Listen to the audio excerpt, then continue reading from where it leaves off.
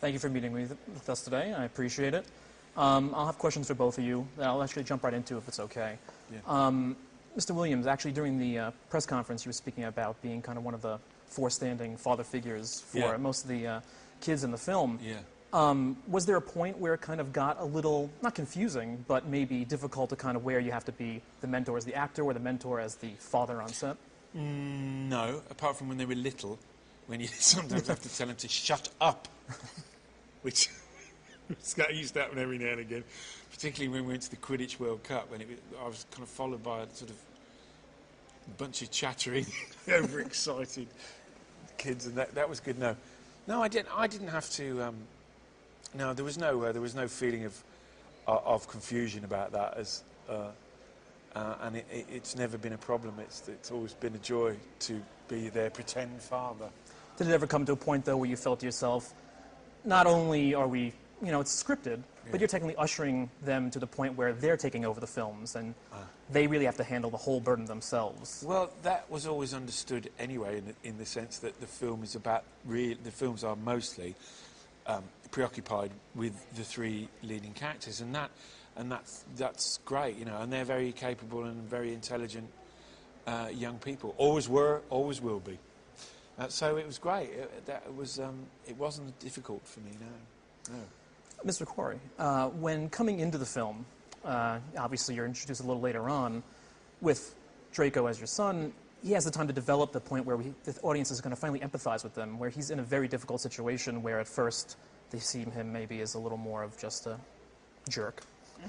Mm-hmm. You have to jump right into that point of being part of this more evil side, but people have to empathize with you that you're just worried about your son. Is it difficult to just jump right into that? No, because you're not really, it's not really your job to worry about how people are going to perceive you as an actor. Your job is just to play the part, and, everyone will perceive it in a completely different way anyway. But it wasn't hard to do that because he was so involved and he was so passionate, and by the time, of course, I joined the cast, he's a young man.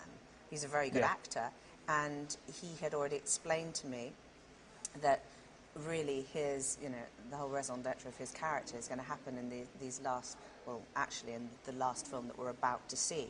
And so he was so excited and he was so thrilled about it, and he had thought about it so much that you never had a feeling that you were working with, anybody that was less experienced. Probably, I'm saying less experienced. He's made more bloody films than all of us put together, but...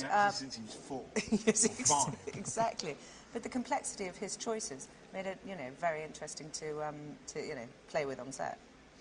And obviously, we're here at the exhibit DVD for Deathly Hallows Part I coming out on April 15th. So is it starting to build or get that close in your emotions that it's coming to an end? Are you really, when we're here for Deathly Hallows Part II, Blu-ray release, will that? Well, as we finished the filming, we are waiting, all the actors, none of the actors have seen it, I don't think, so we were waiting to find out what happens anyway.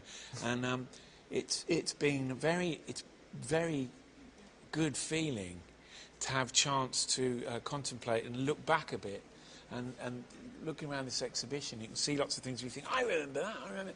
I mean, in 10 years, just over 10 years, there's a lot that you just have put to one side slightly, and I, for one, I'm enjoying this kind of chance to talk about it and to be involved in the beginning of the end. And also, we don't know what's going to happen in the end. Yeah. Because we actually filmed quite a few different selective endings for lots of the characters. We actually don't know what the two Davids have chosen. So there's that excitement. There's the excitement of that you realise tonally the film before you do feel is this quiet before the storm, and we all know what we filmed, and we know it's got to go somewhere because they couldn't have spent that much money and not use it. And so it's going to be absolutely epic. It's the final one, and it's exciting to see it.